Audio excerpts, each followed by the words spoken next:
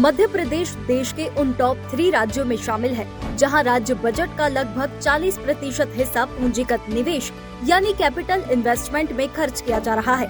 इसके तहत सड़कें, पुल, बिजली, जलापूर्ति, शिक्षा, स्वास्थ्य सुविधाओं का विस्तार और अन्य अवसंरचना परियोजनाएं शामिल हैं। मुख्यमंत्री डॉक्टर मोहन यादव ने हाल ही में केंद्रीय बजट 2026-27 पर प्रतिक्रिया और राज्य के आगामी बजट सत्र से पहले दी। उन्होंने कहा कि इससे प्रदेश के विकास को मजबूती मिलेगी और मध्य प्रदेश की स्थिति विकासोन्मुखी राज्यों की श्रेणी में और ऊपर उठेगी। उन्होंने यह भी बताया कि केंद्रीय बजट के प्रावधानों के साथ राज्य अपने पूंजीगत व्यय पर खास ध्यान दे रहा है। मुख्यमंत्री ने कहा कि ग्रीन एनर्जी को हम प्रोत्साहन दे रहे हैं, लेकिन राज्य के संसाधन के आधार पर हम आगे बढ़ रहे हैं।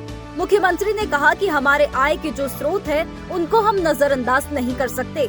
आने वाले मध्य प्रदेश के बजट में हम इसका निराकरण करेंगे। ग्रीन एनर्जी की बात आ रही है, जो मैंने इसमें बजट में पढ़ा है। ग्रीन ईवी को हम प्रोत्साहन दे ही रहे हैं लगातार, और उसी प्रकार से डीजल पेट्रोल में जो आपने बात कही उसकी चुनौती हमारे सबके सामने है। लेकिन राज्य के संसाधन के बलबूते पे, जैसे मैंने कहा कि वित्त आयोग ने कहा है कि जो जितनी जीडीपी देगा उस ढंग से टैक्स मिलेंगे, तो हमारी वित्तीय तरलता के लिए हमारे अभी आय के जो स्रोत है उनको हम नजरअंदाज नहीं कर सकते। लेकिन सने सने हम इस पे कट लगाते हुए आने वाला बजट जब हमारा 18 तारीख को आएगा फरवरी में, तो इसमें हम काफी हद तक इसके निराकरण करेंगे। मुख्यमंत्री ने कहा कि मध्य प्रदेश में महानगरीय क्षेत्र के विकास की दिशा में प्रयास जारी है।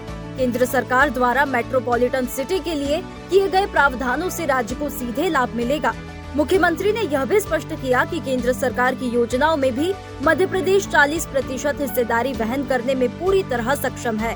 बजट में टीयर 1 और टीयर 2 शहरों में शहरी विकास, अधोसंरचना निर्माण और औद्योगिक गतिविधियों के विस्तार के लिए पर्याप्त धनराशि का प्रावधान किया गया है। इन प्रावधानों से मध्य प्रदेश के कई प्रमुख शहरों में विकास कार्य तेजी से होंगे।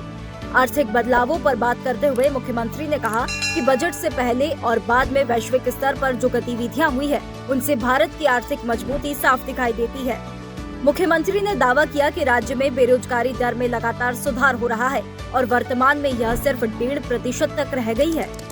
आज मध्य प्रदेश के अंदर की स्थिति अगर देश के संदर्भ में कहूँ तो देश के अंदर हमारे राज्य की आर्थिक ताकत के बलबूते पर जो सर्वाधिक 3 राज्य हैं, जिन 3 राज्यों के अंदर हमारे बजट का 40% के आसपास का हिस्सा पूंजीगत निवेश में लग रहा है, उसमें मध्य प्रदेश है।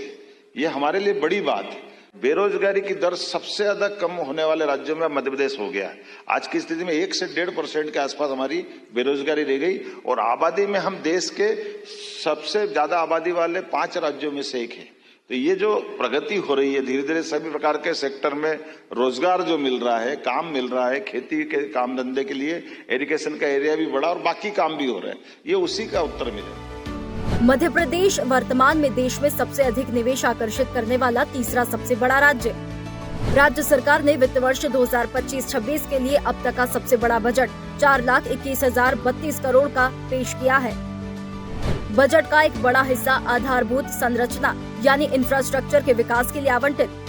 राज्य का पूंजीगत व्यय पिछले वर्ष की तुलना में लगभग 27% से 31% बढ़ने का अनुमान।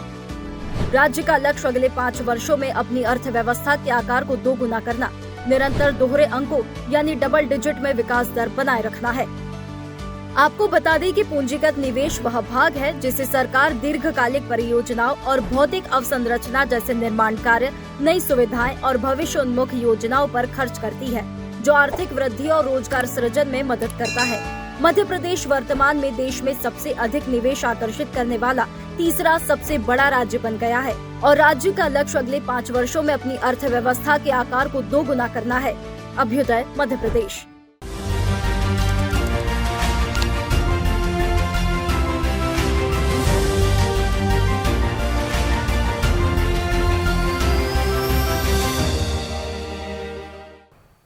ऐसे ही वीडियोस के लिए लाइक करें, शेयर करें, फॉलो करें। YouTube पर जाकर सब्सक्राइब कर बेल आइकन दबाना ना भूलें और ताजा अपडेट्स के लिए swedeshlive.com पर जरूर जाएं।